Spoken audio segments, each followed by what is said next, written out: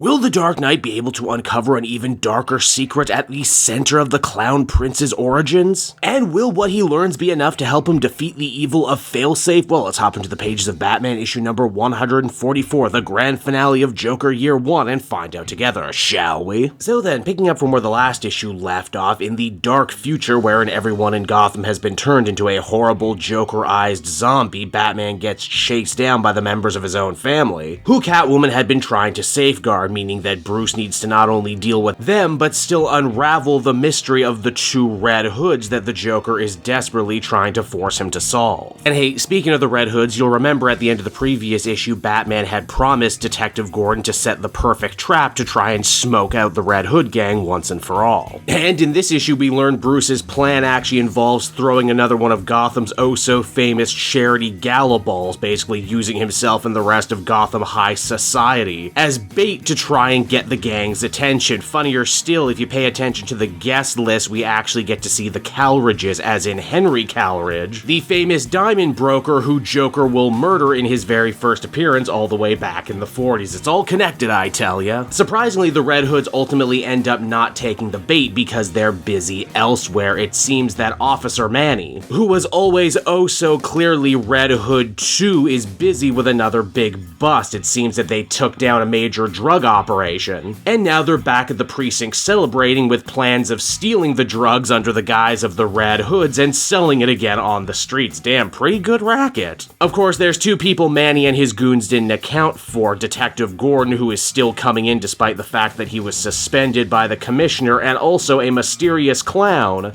going by the name Grimaldi. Now, if you know anything about clowns or clowning, Joseph Grimaldi was actually probably one of the 17th century's most famous clowns. Why, he even coined the term harlequinade, in case you're wondering. Bet you didn't think Cape Joel would hit you with the clown facts today, did ya? When Manny and the rest of the Red Hoods make their move, Gordon is there to stop them, and oh man, does he have an axe to grind against these guys. In fact, the whole middle part of this story is basically a Gordon origin story nestled within a bigger Joker origin story. I certainly didn't see that coming, but it's honestly just nice to get to hang out with Gordon for a bit. Especially here with him young and in his prime, reminding us that he didn't always need Batman to have his back and that he was perfectly okay whooping some dirty cop ass when it was called for. It's during this ongoing scuffle it's revealed that while Manny may actually be Red Hood 2, the guy running the Red Hood's gang currently, he's actually being controlled by Commissioner McCloud, which in turn would actually end up making him the second Red Hood. It's because of that in the future we see Batman finally manage to crack this case wide open. The mysterious service, piece, and ring actually belonged to McCloud, one of Gotham's most shortest tenured commissioners. Thanks to the actions of Gordon, he got himself thrown in jail on corruption charges, served hard time before eventually getting out and just disappearing into the ether. Batman and everyone else assumed that he must have tried to start his life over, only for, get this, him to show up again in Gotham City as Patient Zero for this brand new infective Joker sickness. Batman rummages through McCloud's old desk and effects, and he ends up finding a German laughing box. Naturally, Bruce assumes that this must be some sort of perverse Joker trap, only for him to open it and find a sonic device, one that ends up summoning a bat through the nearby glass window. Yes, exactly like in Batman Year 1. But why bats? Why now? Well, wouldn't you know, Joker just found it all too hilarious that the only way to cure this brand new Joker sickness is with, you guessed it, bats. Joker also takes this opportunity to gloat with Batman, saying that he could have killed him here if he wanted. He could have killed him numerous times over their career, saying in the absolute creepiest way possible, "You know that, don't you, that I let you live because I love you."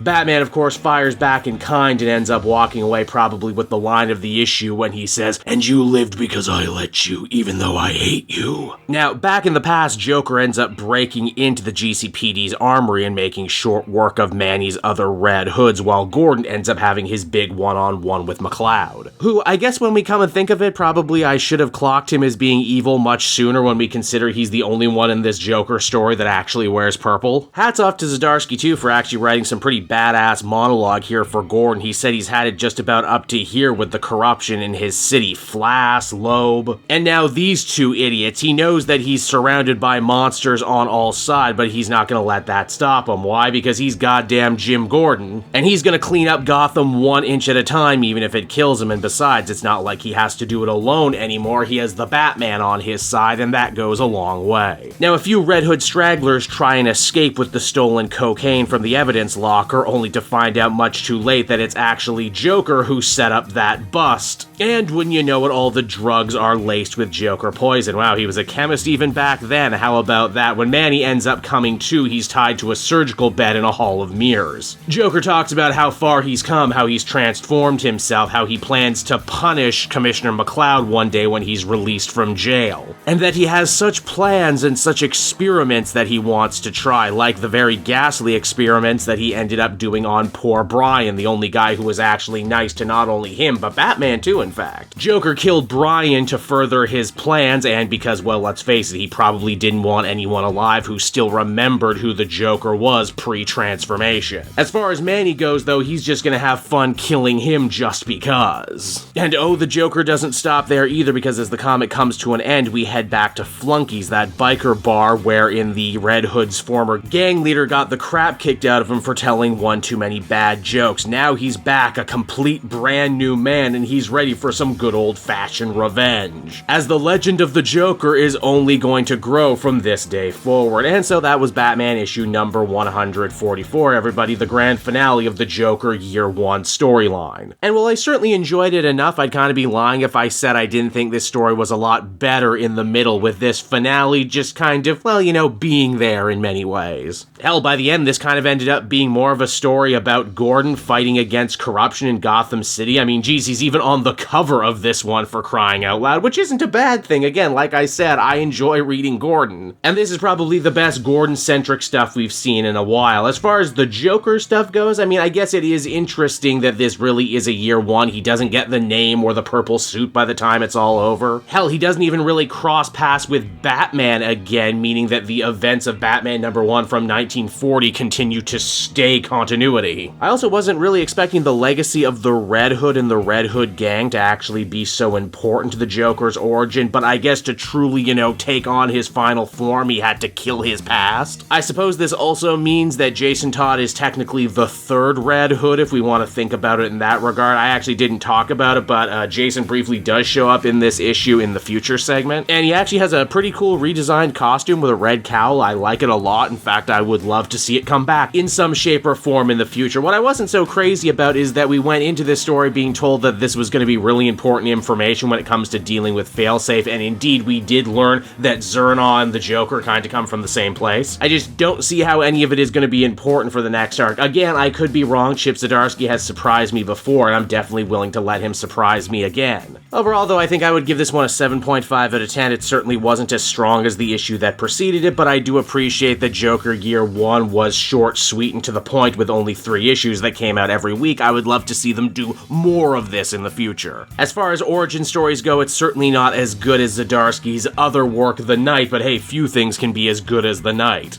Hey there everyone, it's your pal Cape Joel again, and if you're seeing my face right now, that means you watched to the end of the video, and I'll always be grateful for that. Retention helps in this crazy YouTube game, and so does becoming a patron. If you head on down to the description, you can find a link to my Patreon page. Recently just redid all the tiers, a lot of cool stuff offering up there, exclusive commentaries, exclusive polls, behind the scenes concept art for Capes and Quest. That's the brand new D&D show I've started soon. Never been a better time to become a patron. You can become a patron for as little as $1 a month and help the channel grow and, you know, help me continue to deliver content like what you just saw. So I want to thank you all, and I will see you again next time. Bye-bye.